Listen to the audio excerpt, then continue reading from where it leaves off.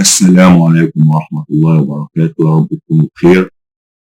أهلا بحضراتكم في كورس جديد، وهو كورس تعلم وبناء وحفظ الافتتاحيات.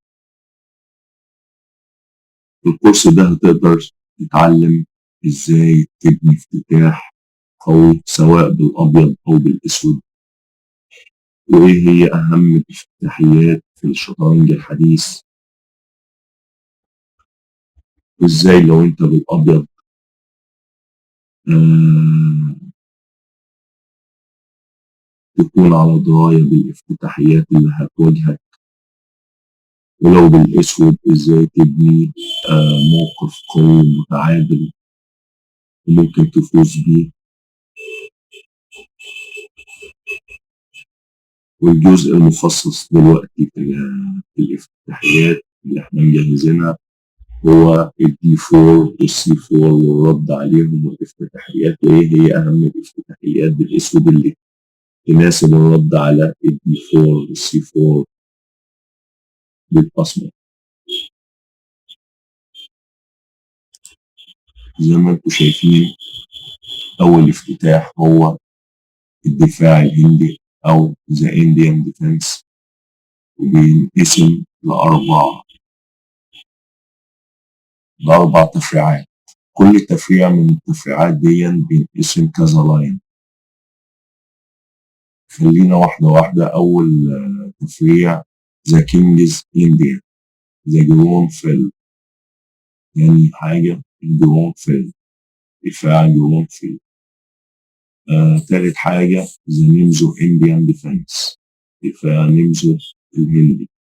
رابع حاجة The Benoni and Benko، دفاع البنوني وجنبيه بينكو.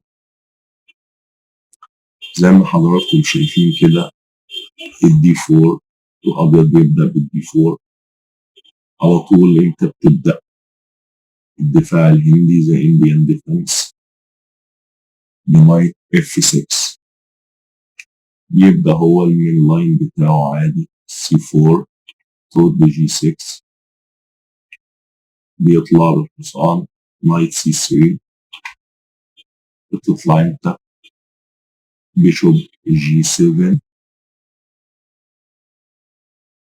بياخد مساحة في الوسط،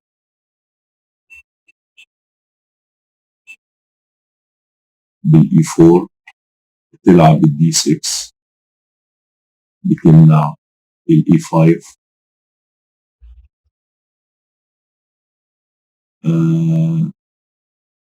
بيلعب نايت اف 3،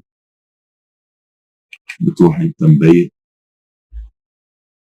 بيلعب بيشوب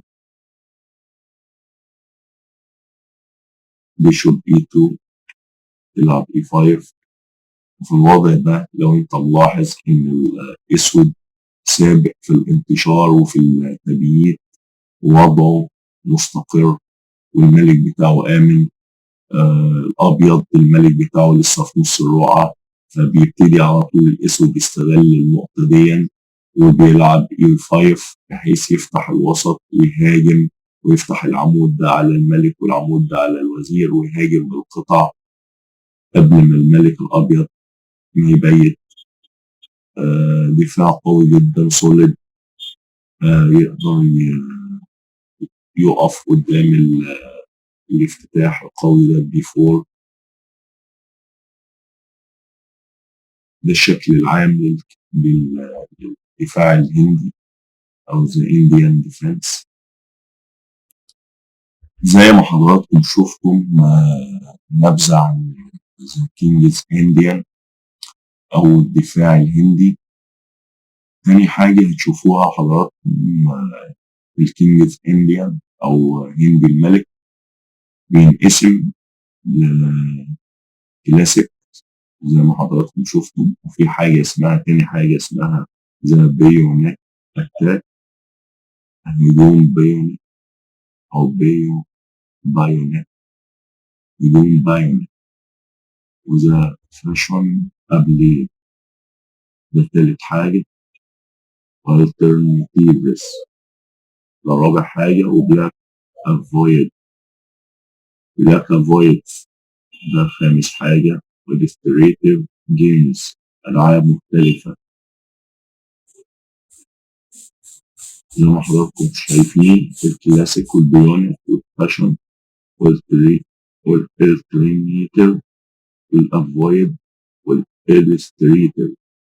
1 2 3 4 5 6 ست لاينات في تفريع واحد، وهو تفريع كينج ذا كينجز انديا.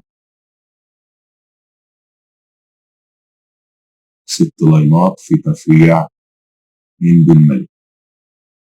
زي ما حضراتكم شايفين الوضع ده او الشكل ده ذا كينجز انديان كلاسيك او الوضع العادي الكلاسيكي. الكينجز انديان امام الدي 4 للابيض. زي ما انتم شايفين الابيض مش لسه ما بيتش، فهيبيت دلوقتي. اول الابيض ما بيبيت الاسود قدامه عده خيارات، ومنها لاين ذا بايونيت ديفense من الدفاع الهندي او تكمله الدفاع الهندي بلاين ذا بايونيت. بيروح لاعب الاسود نايت سي 6. الابيض على طول بيزق عليه دي 5، بيقول له امشي بالحصان بتاعك ده وانا باخد مساحه في الوسط وبسيطر على الوسط الرقعه.